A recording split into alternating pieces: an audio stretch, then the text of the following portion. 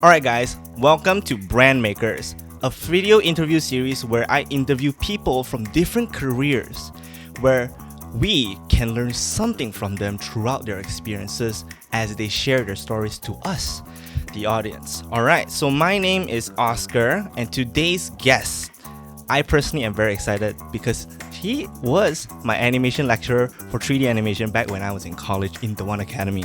Very interesting journey we had of the struggles of passing up assignments every single day.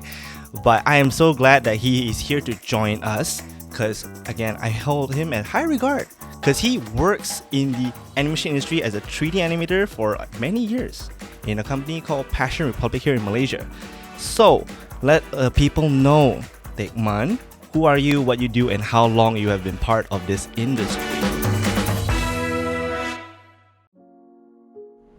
Sure. Hello, everyone. My name is TM. You can just call me TM. I'm currently a head of animation in Passion Republic. So I've been working in this company for if today is June, it will be 12 years.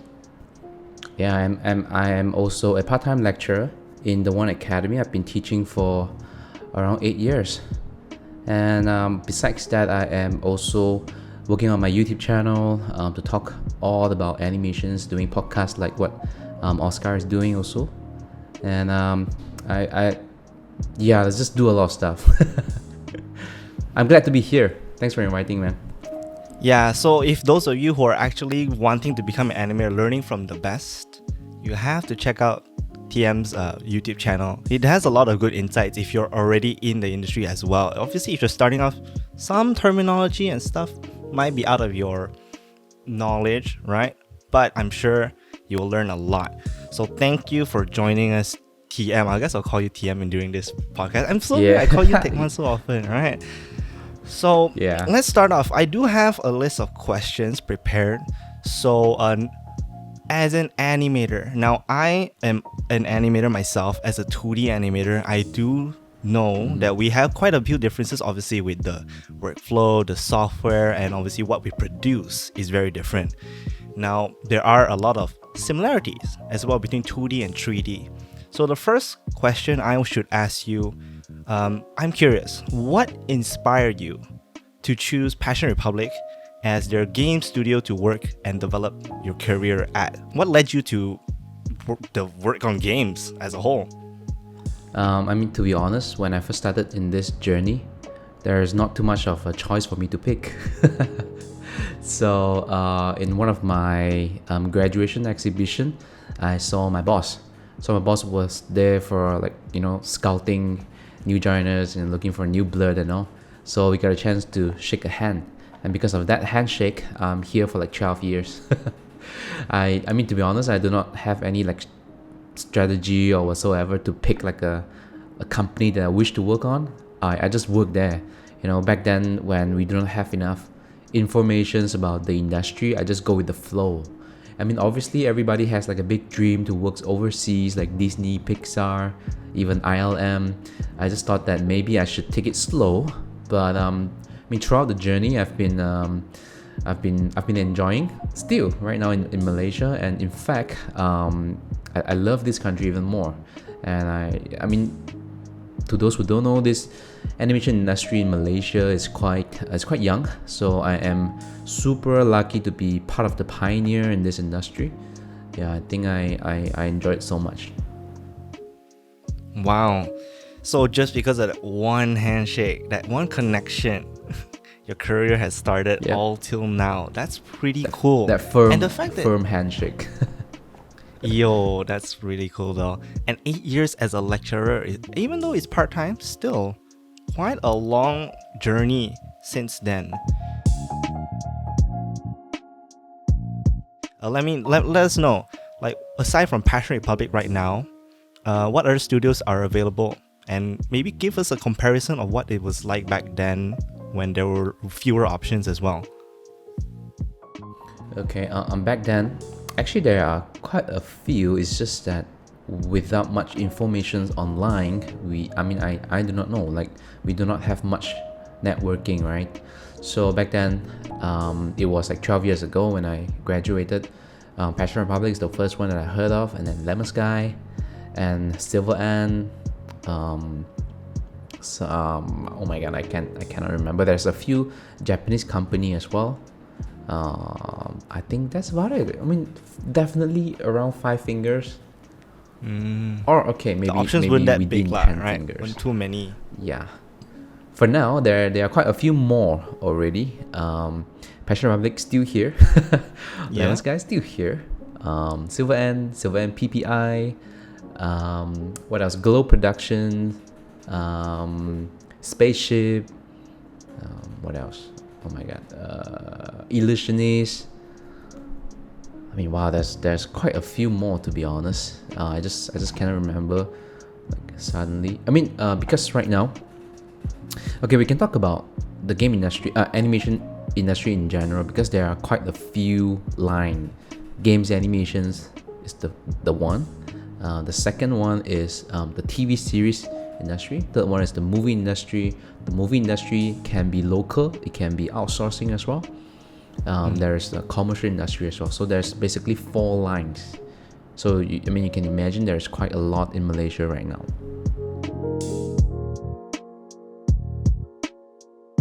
So in terms of becoming an animator in Malaysia, what are the skills that you think are important to start off? And what skills do you think that you had when you started that helped you gain to the point where you are right now? To me, animators is pretty straightforward. It's all about skills. In terms of your animating skills, that is the most basic skills that you need to have, right? So as an animator, don't think too much. Just brush off your skill. Just make it as good as possible. That's all that you need to focus on. So back then, that is the only thing that I have, and probably a heart of always improving, probably a heart of always wanting to push the quality to the international standard, and also just always wanting to prove to people. Maybe a little bit tough love back then, but I always just want to prove to people that in Malaysia we have a team that can produce great work as well. So yeah, I think it's pretty cliche, but that's how I survived back then. So like for now, what you need to require, same thing, animation skills for sure. But right now, when the industry is more and more demanding, you need to have more skill set for you to pick a better job, right? Because there's more choices in Malaysia right now. So besides animation skill, communication skills to me is one of the most important one, because anyhow in the animation industry, you are working as a team. You have to work with a bunch of people, be it 5 people, 10, or even 20 people. I think communication skills is something that we overlook a lot. Yeah. Yeah, I 100% agree. Like even right now as a 2D animator, technically because my company is a Japan-based OLM Asia, a branch for like the company, and they do have a lot of automated systems to help keep track of the work. But whenever we're doing a group task, some people are pretty much still have that hiccup of like not communicating properly, and kind of makes the mood a little sour. We still produce the work.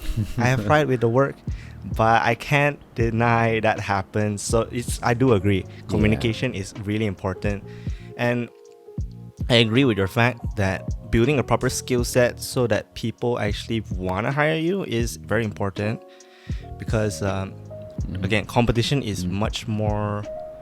There's a lot more competition now in terms of talent pool, potential employees, let's say.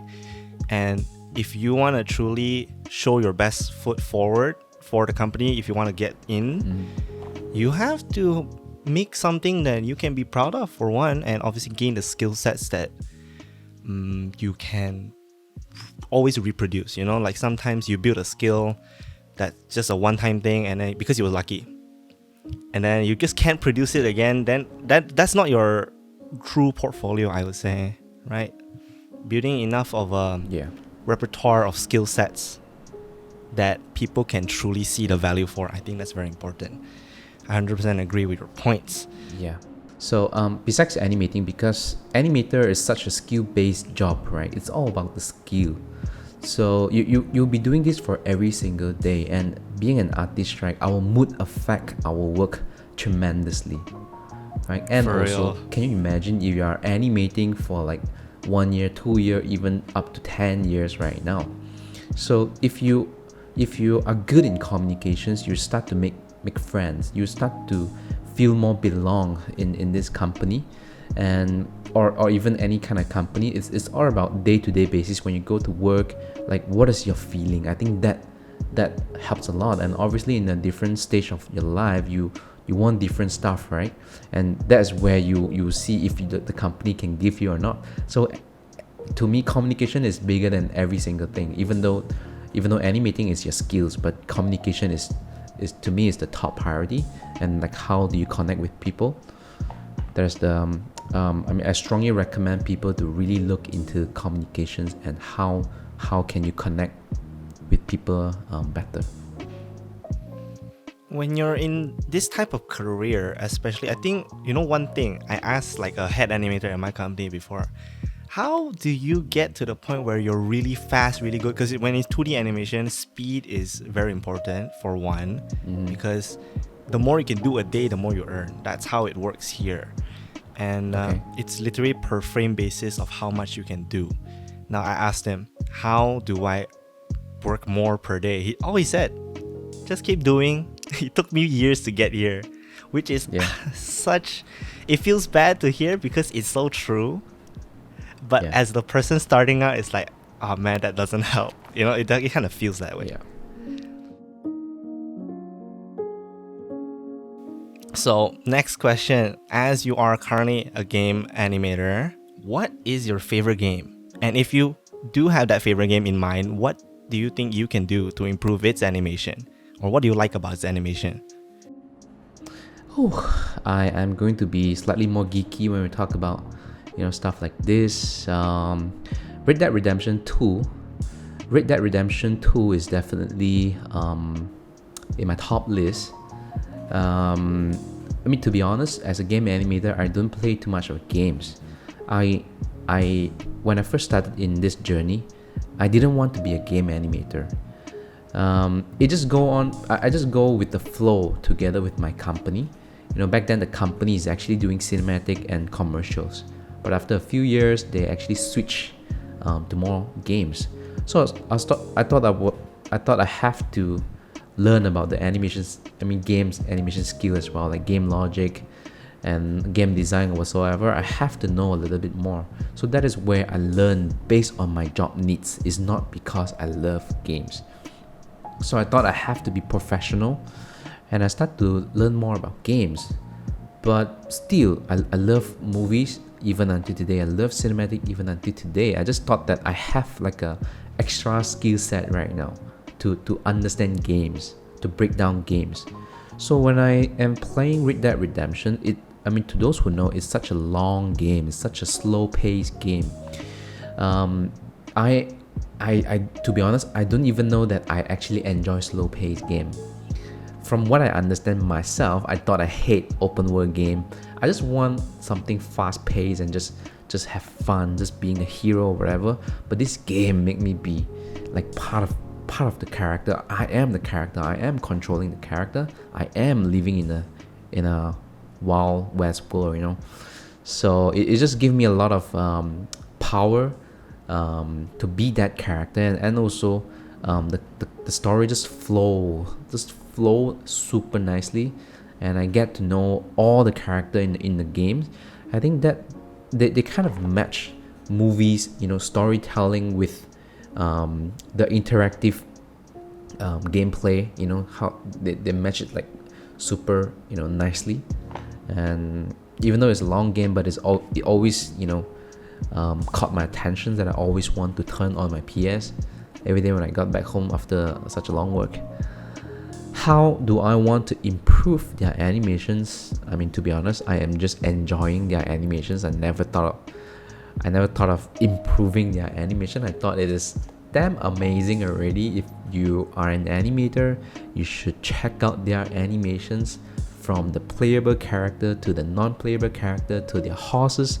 Oh man, the only thing that I can say is just to like keep polishing, because there's a lot of assets in this open world. Just keep polish as much as possible. That's all. True. I'm actually surprised you chose Red Dead Redemption 2, because yes, it was a really good game. A very modern good game too. I was thinking of like an answer that was a little more nostalgic based, I was expecting something like that. Oh. That's why the how would you improve its animation came to constant, because Red Dead Redemption 2 is such a polished game. And I have nothing to Yes. say as well. It's so good. I think Yes. the interesting thing about that studio, Rockstar, if I'm not mistaken, they take so many years to make a single game. Even right now, it's been like Yep. 10 years since GTA 5. No news on that. But Red Dead 2 was the last Yep. game. I think it was 2018 or 19, if I'm not mistaken. Yep. Still, to be able to make so many animations that blend together, because obviously, let's say horse riding, walking, all of the effort, people just feel it. Yep. They don't actually know what went into it. And I think as an animator, now that I'm working in the animation industry, I tend to want to look at the credits, not gonna lie. It's like, oh, that guy worked on it. Oh, that guy I do worked on that. I do that too. I mean, you should check out the NPC. Oh, yeah, like recently, the Super Mario movie came out, right? I was just looking at the credits because the animation was so fun, so good. I just checking out. Wow. Yeah. So, I guess we have nothing to say to improve it then. It's already pretty good. Let's hope the next project is gonna be even better. Okay, next question. What is your favorite responsibility as an animator? And give us an example of your least favorite example as well. I think as an animator, it's relatively simple and direct. It's just about animations. I am interested in animating and anything, like literally anything, like a humanoid character, creatures, even cameras, even cars. I just find it fulfilling when I make something move. That's the best time, to be honest. Even though it's rush, even though I burn a lot of like midnight oil and stuff like that, but it's so much fun. So yeah, as an animator, it's just so easy. You just animate. If you enjoy animating, bam, you're in the right track. You are just living a great life. You don't hate your work. You don't have Monday blue whatsoever. You just go there and holy shit, I'm animating. I'm enjoying so much, making things move. Least favorite responsibility. Obviously, right now I'm currently a head of animation. I do not have a lot of time to animate. I mean, to be honest, I don't even have time to animate in a studio. So it's a lot about managing people, a lot about planning strategy for the company, for the department, obviously, and also learning from different departments and all. So a lot of talking, a lot of people meeting. I mean, to be honest, I mean, compared to animating, I don't really enjoy it that much in terms of like managing, because managing people is such a tough thing to do. But I know it's my job, it's my profession. I know I have the responsibility to be the best of what I'm doing. So I basically just tell myself that I have to use the same mindset as when I am animating. When I animate, I use a lot of ways to help me to improve myself. I use so many ways, find out different workflow, find out different reference, talk to different seniors, people, just to make my animation looks good or even faster when I'm animating. Like I want to use this mindset and put it into my task right now. I want to be the best head of animations. Yeah, even though it's not my favorite, but I'm excited to still be one of the best. So I do understand that's the difference between when you started as an animator as in general versus as a head, because Without you, I'm sure the project wouldn't be as smooth or as high of a standard. Because without you, you're the one that has to direct everybody in your team to meet the standards that have been set, either by the higher ups or you yourselves as passionate animators. That is very important. So truly, I respect my head of animation. It sounds so atas. No, that's a joke. Sorry, but yeah, being how many years did it take for you to become the head? I just promoted to be the head only this 1 or 2 years, 1.5 years. So it took me like more than 10 years definitely. So if you guys are an animator and looking to get a higher position, it will take a while. As long as you put your passion into it, I'm sure you'll get there. And also it depends on the company.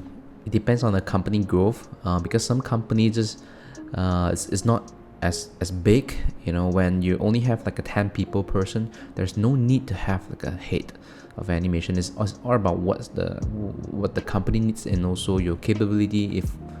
If things are matching perfectly, yeah, that's it. Curious to say, within these 12 years, what is the most interesting thing you've seen about the growth of the industry, specifically in Malaysia and obviously globally, I think? Because let's just say, obviously the game industry since 2011, that was during the PS3, Wii, and Xbox 360 era. That was at the tail end of that. Up till now, it's been like at least 2 generations, PS5, Xbox Series X. Where's the number? I don't know where it went. And obviously a Nintendo Switch. And you guys have developed quite a few games, either outsourced and also your own company, right? What other projects? Obviously, right now the ones I know on top of my head is Gears 5 and Giga Bash that you guys have worked on. What other things have you guys worked on, and like what do you think about the industry in terms of like what has changed during these 12 years? Okay, I'll just talk about the Malaysian industry first. Like I mentioned just now, when I first started, I have no idea there is a game industry in Malaysia. That's why the company actually started as like a commercial company and also working on cinematics, like quite focused on like the film side, like the movie side. But then a few years down the road, we noticed that is not what we want to do. We want to drive the industry forward. But the situation in Malaysia is quite bad, to be honest, in terms of this career, because people used to just work overtime all the time, and the pay is so low, and it's such a we just drive with passion. We just drive with what we believe we can do. There's no proper structure about this whole company or even the industry. There's not much that we can do. So after a few years of me joining into the company, I believe it is about 2 years, the boss has this vision about games.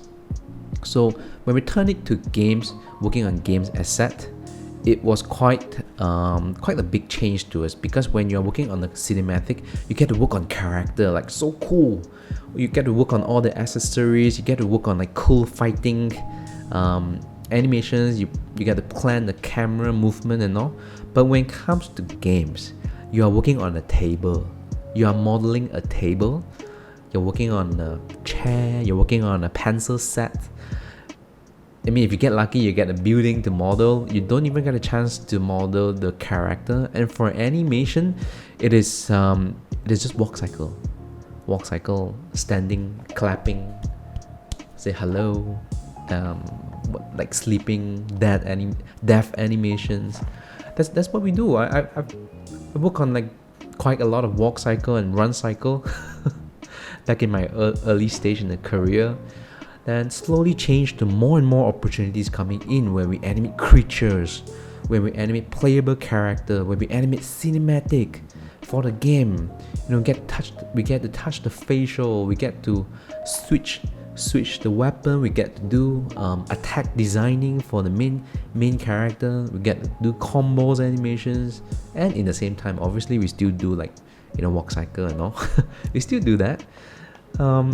Creatures, two-legged, no-legged, eight-legged, you name it, we do all. Dragon, two head, three head. Yeah, it's been a very, very fulfilling journey, and looking at the opportunities, I just feel I'm still feeling excited being in this industry because of the growth and the improvement of the industry. Yeah, I think generally it is because there's not much developer know about Malaysia. They do not know that in Malaysia we can create stuff, and in the same time we can speak English. So, and I think because some of us, not just Passion Republic, as I believe other companies doing that also, we're trying to push the quality, trying to sell that Malaysian can actually produce great work. We can also communicate in English, we don't need to have like a middle person to translate all the comment or feedback. Yeah, because of that, we slowly built the reputation as a Malaysian, and more and more and more and more companies starting up. Even the school, the education, we have more educator right now in the industry. Yeah, it's just growing rapidly, and it's blooming nicely. As for what I'm doing right now, yes, gears, we are working on gears. There's a lot of project that we cannot disclose yet. There's a lot of very, very interesting one, but the recent one is Demon Soul. Demon Soul is one of the project that we released also lately, and also Elden Ring. Elden Ring is also one of the recent one, and Hogwarts Legacy is also the recent one that we've been part of. Yeah, so far that's what I can tell. Stay tuned for more. Those are some surprisingly great works to be a part of. I'm telling you, like, whenever you're a part of a work that has gained like a reputation, obviously Elden Ring is like Game of the Year last year, if I'm not mistaken.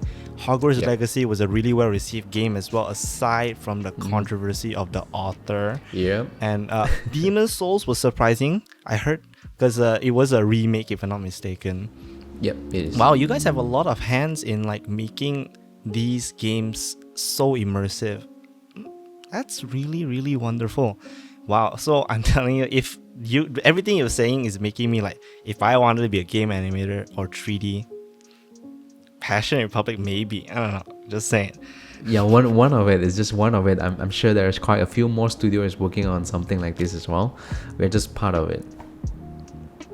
Yeah, so I think if you guys are looking to find a job in an animation company here, especially, make sure to check out their works. If you find like some of the works have the style of like work that you like, obviously nobody likes walk cycles when they start. I get it, because even in 2D we do a lot of that. Very true. But without those parts, the thing wouldn't be as immersive as a story, as a game. None of that. Those are the foundational building blocks to how the character literally makes you like it, right? Right. Yep. So man, damn, Elden Ring though. Wow. I'm really surprised on that one. Obviously, NDA is really a thing. We cannot tell people what we've worked on before it's announced or released. But I take pride in what's already out there. So yeah. Next question. What is your favorite part of working in the animation industry? Aside from like just now we already talked about the job itself. And obviously the animation industry as a whole. Favorite part working in the animation industry is that every single time when I meet someone new that is not in the industry, I always get a lot of attentions when they ask me about what I do. Every single time when I share with people about what I do, it just gets a lot of attention. Like, whoa, how do you do it?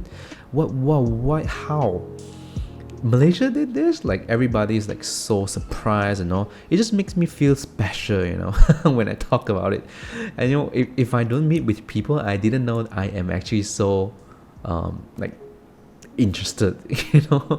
People are super interested about my career and all. The more I talk about it, the more they open their eye. They're like, wow, I'm so excited for you, such a career that you're having, I think that is one of my favorite part, to be honest. And obviously working in the animation industry, um, you're dealing with a lot of creativity. You're dealing with a lot of visual colors. It's just in a different side compared to like words or numbers, structure or whatever. It's just a different thing. Maybe myself as an artist, I am not too much on that side. I get to really enjoy doing what I enjoy, but obviously right now as a head, I have to deal with quite a lot of like numbers and also like words, email or whatever. But at least I get the chance to taste both right now, you know. As for the least, oh, I can't. The least working in the animation industry. If you ask me like a few years ago, I would say the opportunities.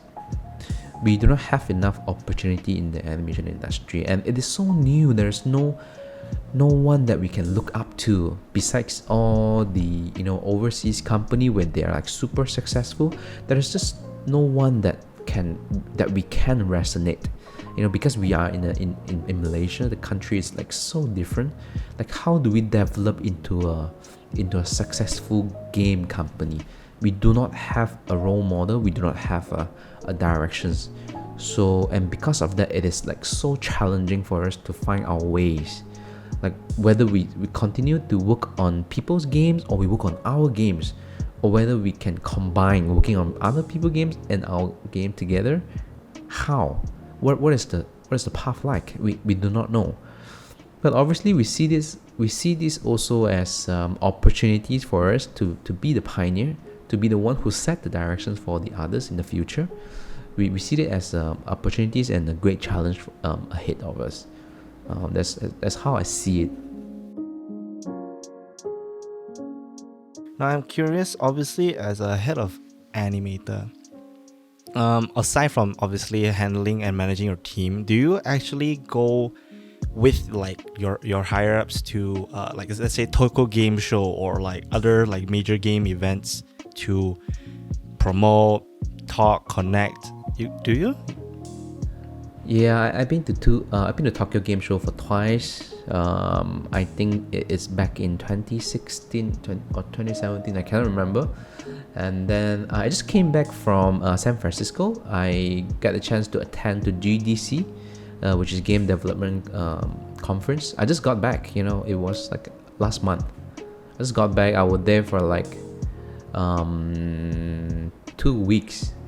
I was there for like a week in San Francisco, and I get a chance to travel to the LA to visit some of the studios. I visit to Pixar, I visit to Riot Games, visit to Blur Studio. Yeah, it was amazing, to be honest. We get a chance to at least go outside Malaysia and really learn from the best, right? Obviously, especially GDC, they actually gather all the best developers, the most experienced developers. Every people just are talking about the same language. That is amazing when you are mingling around people like them. Everybody's talking about games. How can you make games better? How can you make it more efficient, more smart? Not just that, people will talk about how to manage people in the game industry. And obviously it is so different managing an artist compared to a normal people. How do we manage? How do we have like career growth? How do you manage your team's career growth? I mean, that is amazing, to be honest. We get a chance to see different things. But personally myself, to be very honest, it is just so overwhelmed to me in such conference. Overwhelmed as in I think it's because there's too much information like throwing into my face in the same time. And I have this tremendous weight on my shoulder because I am representing my department to learn stuff.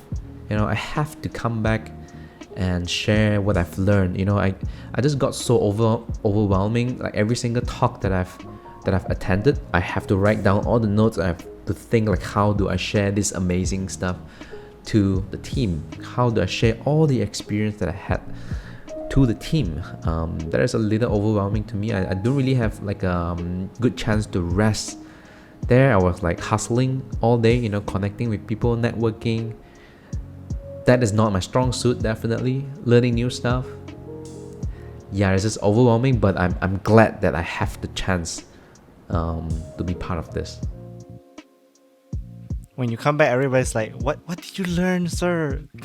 I feel I would Yeah, be very exactly. excited. Like, I can understand Exactly. how overwhelming going to GDC, the Game Developers Conference, is. Like, everybody is here to discuss how to make the games that are developing or in the future to become even better, and that drives innovation. So the fact that you got a chance to bring back some of those knowledge back to Malaysia, I think it will help out, obviously, the development of the scene here in of itself. Yeah. Right. The next one, this is a more personal preference question. So what type of animation software do you prefer using, and if it's different from your company? Is it different, or is it still Maya as you've taught me back in the day? Maya, for sure. Maya is kind of like a foundations of every 3D software. If you know how to use Maya, you kind of have the good base for other software. My favorite is still Motion Builder, where we use the most in Passion Republic. Is sort of the pipeline that we have been using for years. I think we've been using that for like almost 10 years. You know, Motion Builder. We have like a whole set of training system for our new joiners. But Maya is still one of the base that we need to understand, and I strongly recommend, especially to younger animators, to not to pick which software for you to use, but more to like understanding what software bring the best for your animation, and try to understand them, like which one is the best for your current job, and just try to be flexible. It's just like asking you to use a pencil to draw a 2D animations, but sometimes using a ball pen is just maybe it's just better, or sometimes using a marker to animate traditionally, it can be better also. So if you ask me, my favorite is Motion Builder, and just to feed you guys more knowledge, nowadays there's more software out there to do animations. 3ds Max, not too much people is using it already. Blender is free. Everybody is using Blender right now because it's free. And there's some AI software that can really help you to speed up your flow. Cascadeur is one of it. If anyone here is interested in like AI, at least a little bit, you know, you guys can check out this software called Cascadeur, so you guys can check it out. About Blender. Now, I haven't touched Maya in like 2 years, ever since I started working after college. Now, I was thinking of using Blender because it is free, but as you mentioned, Maya is the foundation. I recognize a lot of stuff in Blender that was in Maya. My question is, I still don't understand, because every tool, you have to delve into it, understand it, and then whether it fits your workflow or what you want to create, that's how you need to implement. Like right now in 2D, obviously a lot of people use Photoshop. Some people, if they use iPad, they use like Procreate or whatever. Now, before coming to my current workplace, I haven't really been involved in using Clip Studio Paint as my main tool. I ended up really liking it. So even now, if I just wanted to make like an illustration for thumbnails or whatever, I would tend to use that. You animate with Clip Studio? Yeah, our company uses Clip Studio Paint as their primary animation software. So it's actually really helpful. And because there's a few interesting things that I learned after joining. With that, Clip Studio Paint has a very natural timeline system, making everything, and animation cell system. And the interesting thing is, I don't know if Photoshop has the same thing, but Clip Studio Paint also lets you draw in vectors other than rasterized artwork. So if you know the difference, is that rasterized is like non-destructive, like it's a destructive artwork where it's just set. When you erase something, you cannot edit it. You draw something, it doesn't get edited. Vector is there are points in all the drawings where you can like edit it after the fact. So the fact that does is the case, and like Clip Studio has a curve tool which helps me smooth out my curves and everything, because I don't have a display tablet that is expensive, and I mentioned I don't have that much money because I am an animator right now, very low position animator. It's hard to afford, to be honest, so that helps a lot. That helps the workflow so much. So that I took those like concepts and things that I've learned and reapplied it for my own personal stuff as well. That I think that's very important as well for those of you who are developing, because developing your skill sets is all about your experiences. For what I'm thinking is that wherever you ended up working at, every experience that if you can make use of it, it will matter to you long term, and it's really up to you to build your own tool set, right? Your skill set is what you decide is important to you. Yeah, and also developing your own skill set, you have to go through a lot of failure. You just have to keep failing it, and obviously you have to find a more like safe area, or be with the people that you feel safe to fail, and you know, people will guide you, right? And you should ask questions that like how do you improve further from this failure. So I noticed a lot of like new joiners, even myself back then, I don't dare to fail. I always have like the high standard, but this is how life works, to be very honest. You have to fail before you go into a next level. It just depends on how much you fail. So I mean, strongly recommend you guys to just keep trying, so that you will fail and then you will come back again, fail, come back again, fail, come back again. And every single time when you fail, the level of fail is getting lesser and lesser. The thing that you fail is getting lesser and lesser, because you're at a higher level, and that's where you get to a higher skill set. That's just some of my thoughts. That is very true. I remember when I first started like working actual jobs here, there were many mistakes made. Let's gonna be honest. Like, you're gonna make mistakes, things that you're not satisfied with. Like, if I have to be honest, looking back at my college work, I am completely dissatisfied with what they were now, because at the time the conditions were not suitable for me to make something that I am fully like involved in emotionally, because time, money, all is on the line as a student. For me, that's my perspective. So now that, for one, work is that you have a lot more people looking forward, and literally there's a lot more responsibility to every project you're working on, and it's up to you to meet those standards, right? So if you have enough skill set, make sure that failing is just a part of the process. I think I have accepted it. When I was starting, I felt bad every time like the higher ups were like, oh, redo, you know, that the feeling, like, right? Everybody, you always have to go through that once. And then eventually, like 2 months to 3 months later, I'm like, I have not gotten a complaint in a while. The feeling was elating. That's good. Which was very funny. Yeah.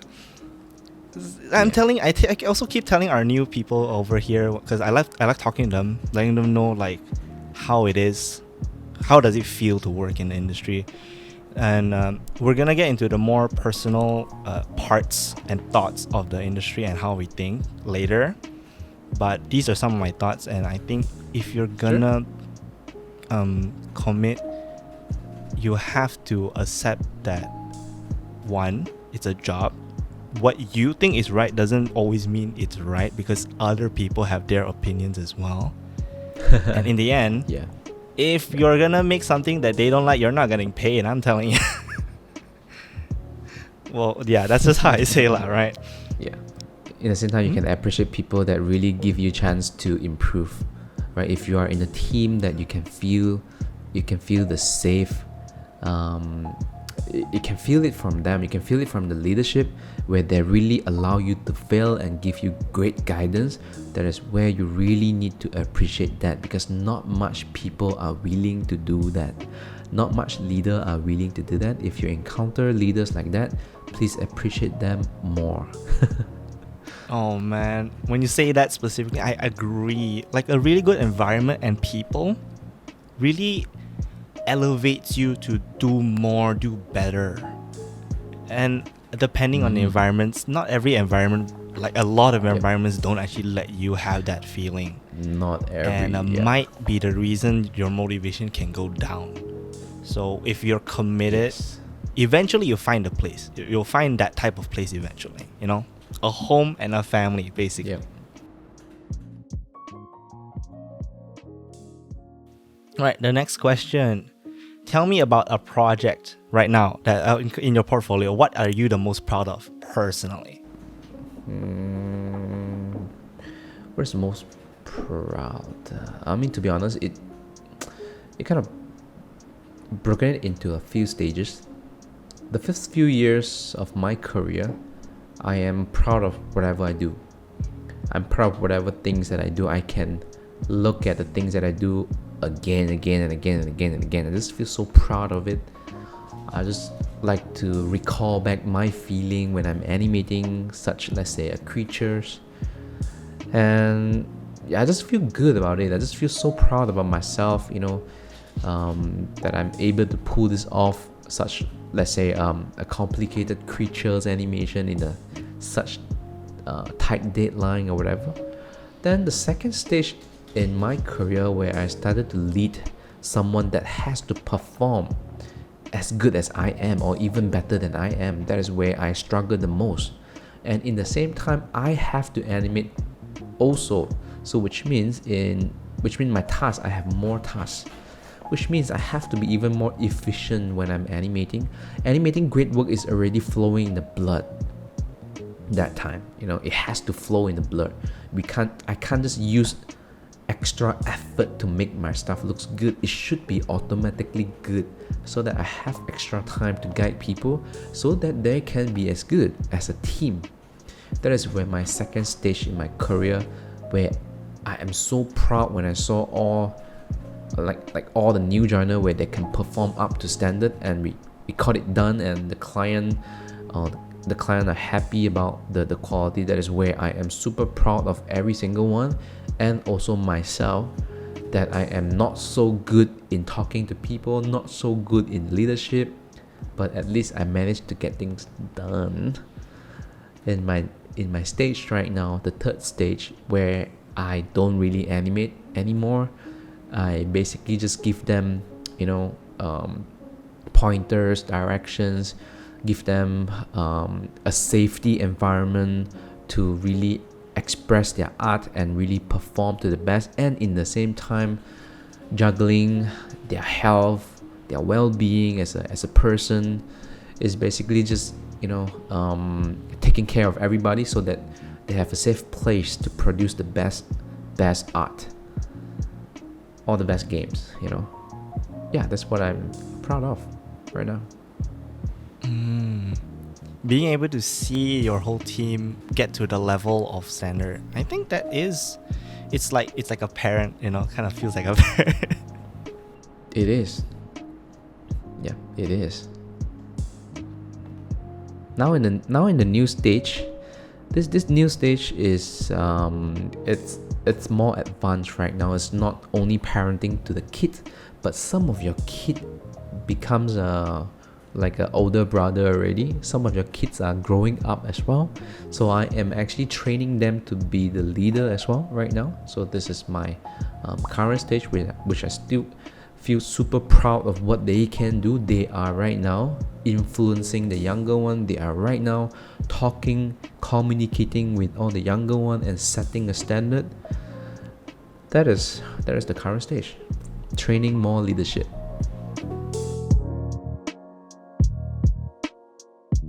Tell me about a time in which a client were dissatisfied with your project. Either it's a client or like a head of animation at the time. I mean, there's a lot of time. It's not just one time though. To be very, very honest to everyone, we are not perfect. There's still a lot of time where we didn't meet the client standard, or even usually the standard we will try to meet as much as possible. This is where we hold our reputation.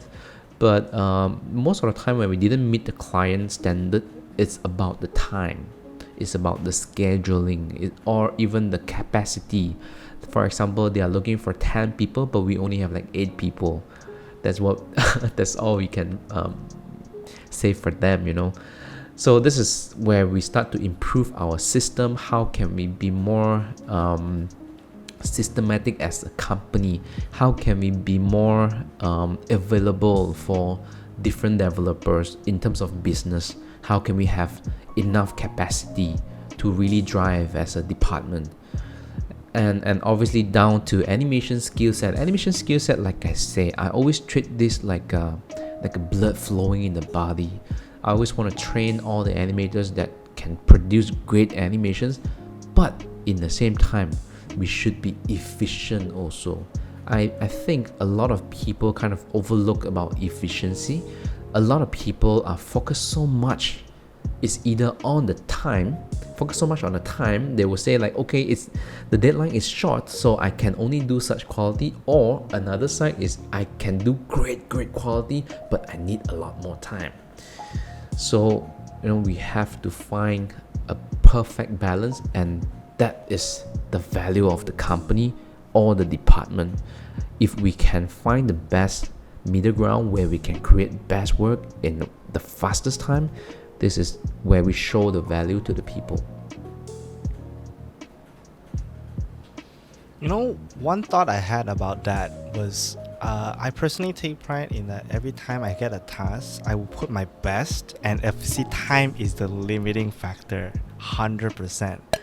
And then some of our newer people that I've met who were previously illustrators, they have the problem with being so perfectionist that they had to learn to find the balance of the work itself and the time you actually have. And I think all artists need to, like, when you're in professional artists, I think you have to juggle that fact, because clients have deadlines. You end up having a deadline, either both budget, time, staff. There's a lot of factors, and knowing how to juggle that will make you better long term, both as a freelancer or whatever you're gonna do. Those are my thoughts. My perspective about things like that, right? If you are an artist, right, different stage of your experience, you will focus on different things. Yes, maybe in some company where they want you to focus on quantity, but if you have the experience focusing on quantity, you have the muscle memory of creating things fast. You have the great awareness about time. So if you do this for like enough of years, you have to understand that your quality is not good enough. But don't forget about all the experience you have to producing great quantity. Use that experience and combine with, now it's about time to push the quality a little bit more. Maybe you can sacrifice a little bit of the time but focus more on the quality. Imagine if you have both experience, the quantity and also the quality. Imagine if you can match them together and you have a massive value gain. Always have to remember, no matter what situations you are in, there's something for you to learn one. If you just have to think it in a positive way and a more actionable and constructive way to tell yourself, keep moving forward. When you're thinking of improving, I think some people practice or like do the task without a particular thought or intent. Because when you're like, I think it goes the same way as playing a game, right? When you do something and it's just like brain dead, do the thing, you don't actually improve, because like you're not thinking about what you're doing. And when if you decided as an artist, you're gonna decide that you want to improve in one thing, do that action with intent. I think that will help that really a lot. Strongly agree. Yes. All right, next question. In what ways do you believe the animation industry will change in the next 5 to 10 years? Up to 2033. That's so long later. Wow. In what way it will change? It will definitely create more opportunities for the Malaysian. And not just for artists, but for programmers, even for marketing, for HR. Because right now, I believe the industry are developing in a very, very good pace, It is always growing. More and more companies going to scale up more, because this is just how it works. If you want to create a decent game or even bigger scale game, you need people, because time is important. If you have more people, you can create games in a shorter time, right? So which means there is more positions open for us Malaysian in the industry. And I can also see that it will be more and more competitive in terms of the benefits of the company, the leadership in the company. It will actually push everyone in this industry to be a better leader, to have a better structure for the company, to have a better pay, to have a better benefits. Because at the end of the day, there is demand for the people that works in the games, because that is what we don't have right now. There's not much company that we can compare to, where we can compare to our benefits, our package, or even the working time, or even the team culture. There's not much for us to compare. Maybe just within 10 fingers.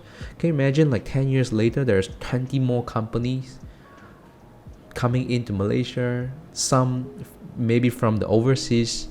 Their pay is great, their benefits great, they're using the Westerner culture or whatsoever.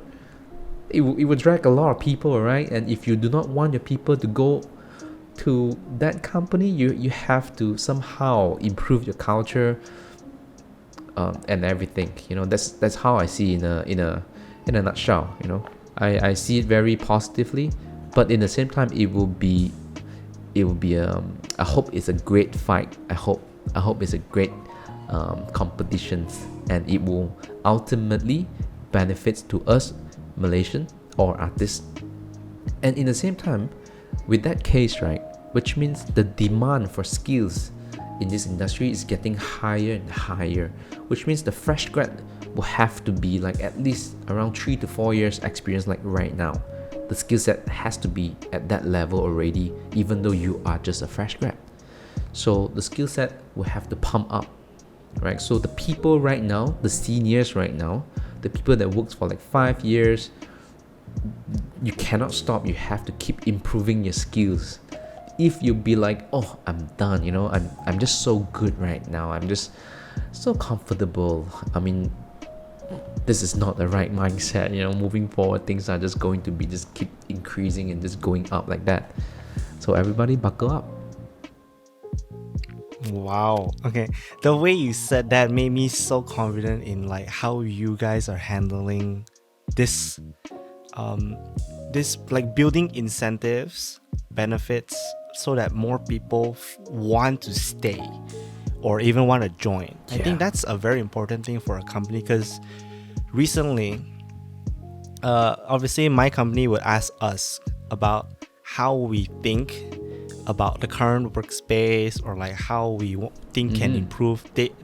My company's higher ups actually honestly listen to me about suggestions, because I think about this stuff quite a lot, because I have the dream of one day having my own media company or whatever. That's not the point, but imagining how you want to retain these talented individuals that are in your team is very important, because people have to accept that if you don't give them enough reason, either an environment, the people, or the benefits, pay or whatever, people will leave and move on to another company or another job. You're losing talent like that.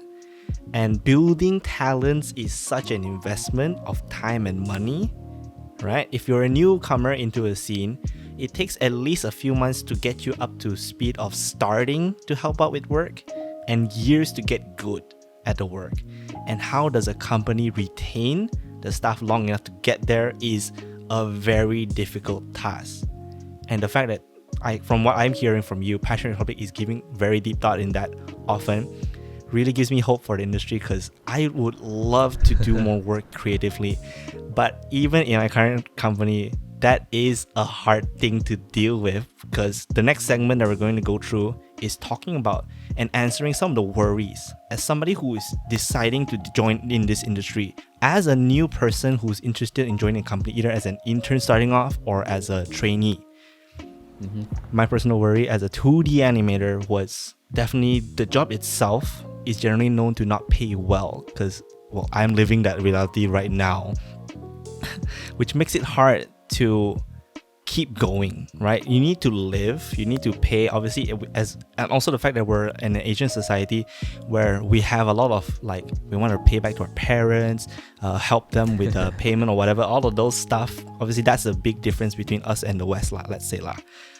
What are your thoughts about how the current industry is paying their staff, especially the newcomers? What do you think can alleviate their worries? That is where you really need to level up your skills, even though you are new.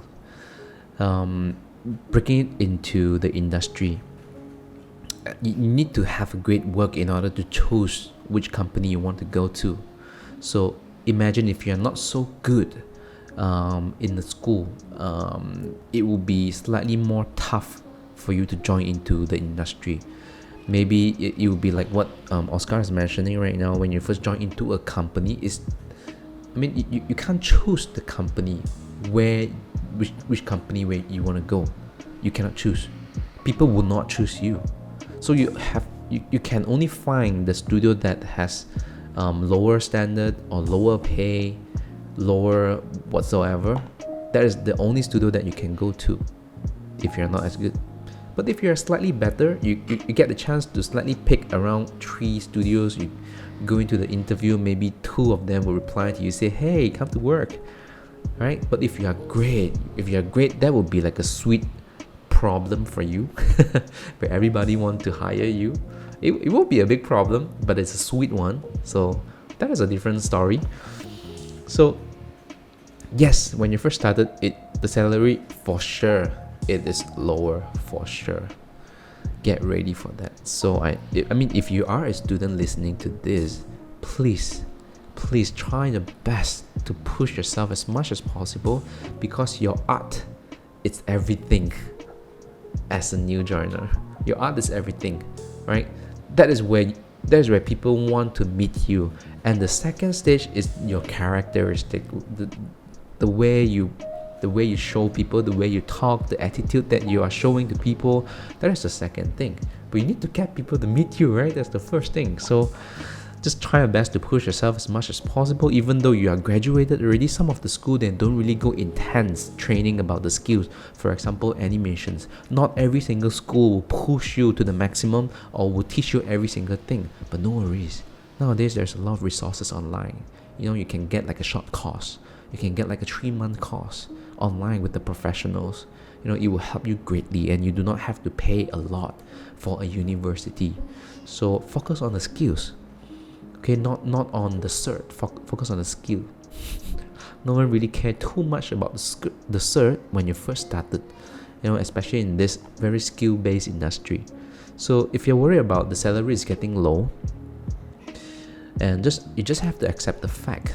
But what you have to know is that even though if you accepted this job that pay you very less, you have to ask yourself how long you want to be here and what you can learn from here. If you know that, this company can just give me at least a month, I have like a monthly payment, but that cannot cover everything, then you have to work even harder to jump out from here, from this company, look for like an even better company. If this company is a great company that provides great culture, that promotes growth, that can always allow you to make failure, even though they pay you lesser, please join that company. Even though it pays lesser, that is where you have to talk to your parents. I still need a little bit more support. You have to go to the minimal surviving skill, just like what I did back then. I have like a very, very strong surviving skill. I do not have great pay when I first started. It is just super minimum amount of pay, and I have to rent a room myself. I have to pay the electricity bill. I have to pay the internet bill. I even have a girlfriend. I have to save money. I just living in a very, very minimal life back then. Yeah, that's what I can say about this. Now, all of those points that you've talked about kind of hit home for me because I am currently at the crossroads of deciding, you know. Now, I'll talk to you out of the recording later about my current situation, but Mm-hmm. let's just say another situation that I can imagine for like a newcomer. Obviously, we're not talking about finances now. The next question is about like building your skill set takes a while, and obviously you mentioned that if you can find that job that has the right environment and the right circumstances, even if it's low paying, I can tell it's truly worth it. Again, what other options do you think a newcomer would have to choose if they want to go into something that's animated? Like, let's say they have graduated from an animation course, either 3D or 2D, doesn't matter. What are the suggestions that you have for them to develop their career? What paths do they have? I think that is important to visualize. I mean, like I said, you just have to look for a company that promotes growth. You just have to look for a company that allow you to fail. That is super important because if you think it in the long run, the company that promotes growth, right, can really help you to boost your self-value. And in a few years' time, maybe 3 years down the road, I'm sure you will become a different person. And I'm sure you will learn a thing or two about how this company manage a team. And this is where you start to have empathy about people. And that is where you level up in another way. You have a role model about how a leader should work, besides just improving your art. You see how much value you gain in a company that is promoting growth. I'm sure the leadership will spend a lot of effort and give you a lot of empathy to grow, right? But if you're in a high pay company that don't promote growth, that always asks you to do walk cycle for like 3 years, you can't learn much, you know. You only learn how to be master in walk cycle, but what about others, right? What about dealing with people? People are gonna be so demotivated working in that company, and all of them is your colleague, and you go lunch with your colleague, you talk with your colleague, you're always surrounding people with demotivation mindset. Do you think you still have the time to go back and practice yourself? Do you think you have the motivation to do that? Maybe yes, but it's just not much people will do that, to be honest. You want to be with people that is so high motivated, that is so passionate about this thing, or at least so passionate about their life. That's where the best part. That's where the best place where you want to be as a new joiner. Wow, if you can be lucky enough to find a place where everybody's really passionate, it does rub off on you though. It will rub off on you. The environment will push you Yeah. in a good or bad way. True. Okay, that's fine. That's really, really true. Do you have any particular things you want to say to the new people who might join, either to Passion Republic or anywhere else? It was still somewhere along the line. When you first join into the company, even though you get good grade in the school or whatever, I mean, you still have to be humble. You just have to be humble even though you are good. Maybe I can share this perspective to you. A people that is truly good, right? And these people still choose to be humble, that tells a lot about this person. When you are good, you don't need to step on people to be good. If you're good by yourself, and that is true good. Some people, when they are super competitive, they will step on people to make them look good. And that is not the right way. Even though you are young, and if your work is so truly good, you still have to be humble, and that's where you can move on to the next level of good. There's a lot of level in terms of good. Even though this industry is young, but there's a lot of good people that you haven't met yet. Even me right now, I have 12 years of experience. I can't just say I'm freaking good. I cannot. I have to be humble. I have to learn from all the youngsters where they got tremendous energy to be better. Hey, imagine a 12 years experienced animator. If I can still have that kind of energy, oh man, I just cannot imagine how far I can go even further, you know. So the people that is good, be humble. The people that is not so good, be even more humble. Be positive. Meet with people that will help you. Always meet with people.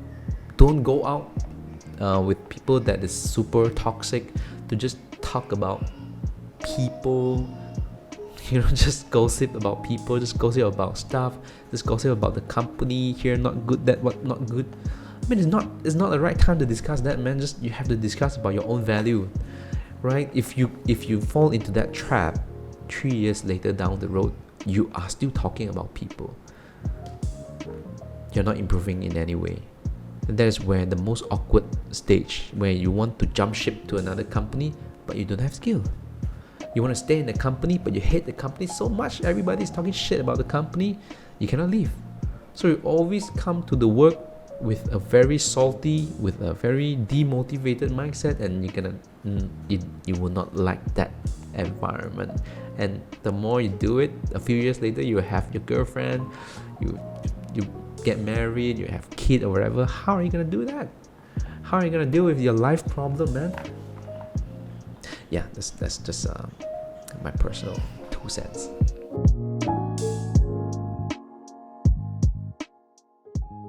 Alright, so to wrap things up, this talk has been very valuable for me as well, again, as this new kid on the block getting called out by a senior head of animation. Man, this feels so funny. But I want to thank you so much for joining us here in my interview series here, Brand Makers, where I want to help everybody build their own careers by listening to the people who have already had long-term experience. So if you have any shout outs or anything you want to tell the audience, tell the people right now, Tekman. Yeah, sure. I'm currently running my own YouTube channel. I do podcast interview just like Oscar, but the niche will be more focusing on the artist side. Majority will be the animation side, but I also want to cover more all the great Malaysian artists, because throughout my journey I met a lot of great artists that they are super low profile, and I thought a lot of them will have their own stories to tell and how to be about in this industry.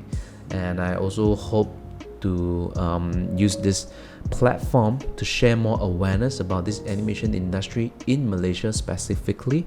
And also I hope to share all my knowledge that I've gained throughout these 12 years animating in this industry, and also the people that I meet overseas in like various events. I hope to meet with them. I hope to also interview them one day, and I'll be creating a little bit of tutorial in the YouTube channel as well.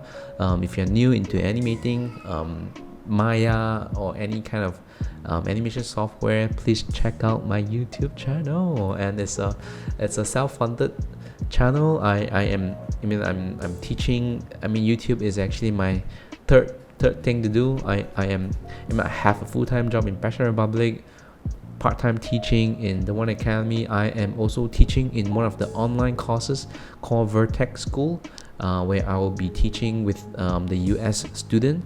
I'll be teaching at night usually, so I love teaching so much. If you have any questions about leadership, about teaching, about obviously animation, please reach out to me in my YouTube called TM Cheong Anim. Alright, so go check out his YouTube channel and everything that he's been doing. Give him all your support, guys, and thank you all for joining us. Next time, make sure to check out my channel, like, subscribe, and everything. We'll be keeping up with interviews with different people across Malaysia. I will be seeing you guys next time. Thank you very much for watching.